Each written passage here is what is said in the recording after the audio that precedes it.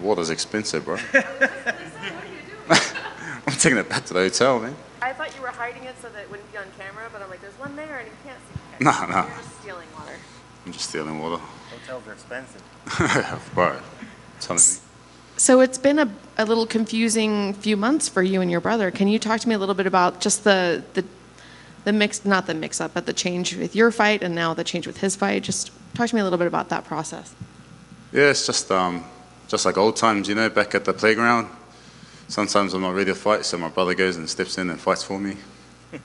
Did you kind of know that this was going to happen when he stepped in for you? Did he already have this fight booked? Was it kind of a swapping, or was this just completely coincidental that now he needs you? It was just coincidental.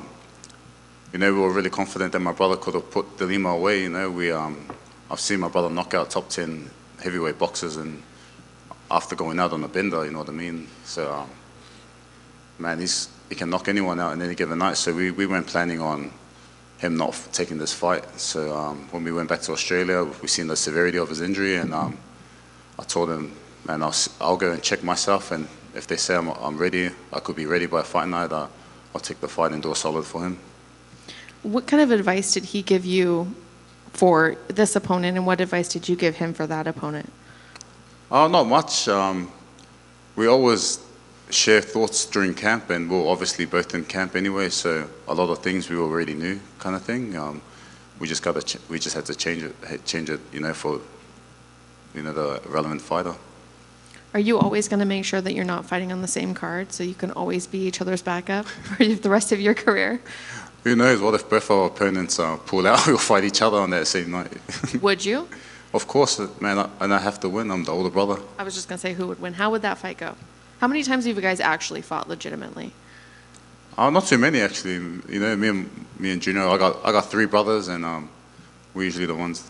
I usually used to just bash him back in the days, but now he'll probably get it over me. How do you see that fight going with you and your brother? How would he win? How would you win? I could beat him anyway. Nah, he'll probably ankle lock me or something, you know. Wars of Jericho or something. What do you think of your opponent? Yeah, I think he's a good fighter, Carl Williams. You know, he's good at what he does. Heavy grappling style, so yeah. How do you expect this fight going? Do you see it going the full 3 rounds, or do you think you can get in and out of there pretty quick? I feel like I'm gonna get to showcase, you know, my all-round game. I keep saying this every fight, but I think this fight will definitely show like all the grappling I've been doing. You know, I hope it's all not in vain. But I think I'll put him away maybe late in the first or second. Looking ahead, I know you don't want to look too far past an opponent, but what kind of goals have you set for yourself for this year?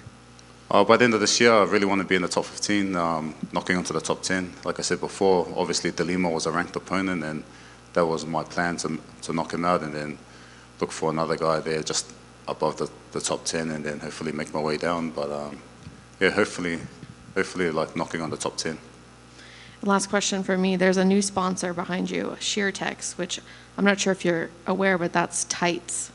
So I'm just curious, have you requested your free pair of tights yet? I can never fit the tights, man. You see my legs? These are tree trunks, man. Unless they got someones that fit me, I will. But I'm all for the freebies. Thank you. Thank you. Justin, what the hell happened at UFC 298? Pardon? What happened at UFC 298? Like during the weigh-ins? Like, so, did you injure your knee prior to that week, or was it during like fight week that? Yeah, no, I think it was during fight week on the Tuesday. Honestly, it's hard. I kind of put it down to just the body just not being right with the travel. I think we got in on Monday. Man, if we fly like 15 hours, then another 2 hours or something, when you're my body sitting in the middle seat, you know what I mean? My shoulders are touching each other, and then I have to go out and try to fight, man.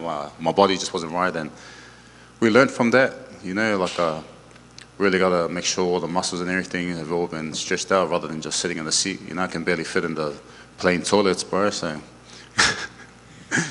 How disappointing was it, right? Like you already mentioned it, he was your ticket into the top 15. You traveled all that way. It was a big pay-per-view, big fight. Just how disappointing were you? Yeah, very disappointed. You know what I mean? When you fight in early Feb, it means you got to go into camp during Christmas and New Year's, and it was my birthday. My birthday's in December. My son's birthday, my father's birthday, and my partner's birthday all in December. You know what I mean? So I miss everything because all my thoughts are on my opponent. You know, I'm prison, but I'm not prison. So I feel like I've been in camp for almost 4 months. So I'm just ready to go in there and just show all the training I've done. So are you going to celebrate all those birthdays after this fight? Honestly, I want to stay active, man. I want to fight in soon, yeah. Gotcha. And then finally for me, what do you say to all the people that don't like pineapple on their pizza? Oh man, I didn't get it, man. Extra pineapple on the Hawaiian pizza, bro. Come on. Appreciate it, bro. How's a big guy like you not win the battle of the middle seats, getting the armrests? Man, I had 2 old ladies next to me, and I'm just like, damn, man. Anyone else, I would just freaking. But they're like, oh, hey, young man. I'm like, oh, you got me already. Here, I have my Tim Tams that they gave me. You can have the. Oh, That's got to be rough. You're too polite. man, it's the elderly people, you know. Yeah. Got to show respect. When you spoke about the travel and coming over here, granted, it's not the T-Mobile. There's not going to be a lot of fans, but you travel a long distance to come to the Apex. Is it still special coming over here, flying over to Vegas and fighting in the Apex here? Always fighting for the UFC is always a blessing, man. It's the pinnacle of sport. Whether there's 50,000 people or no one, you know, it's still fighting the best guys in the world and showcasing all that I have to offer. And you've always been a crowd favorite. Is there always like a big gathering back home of people watching your fights? Yeah, man. Both my parents are like 1 or 13 plus, you know, so I got heaps of cousins that always sit there and watch early hours of the morning or whatever time that on a Sunday in Australia and New Zealand and Samoa, and I always feel that support. Love it. Last for me, your keys to the victory. What needs to happen to make sure that you get your arm raised on Saturday? I think I just need to focus on myself, just stick to the game plan that we have, just stay patient. You know, I don't chase the knockouts come, so every time I've tried to chase the knockouts, they just don't seem to come. So I've kind of matured throughout my career, and I'm learning what's good for me and what's not, and I get to showcase that again on Saturday.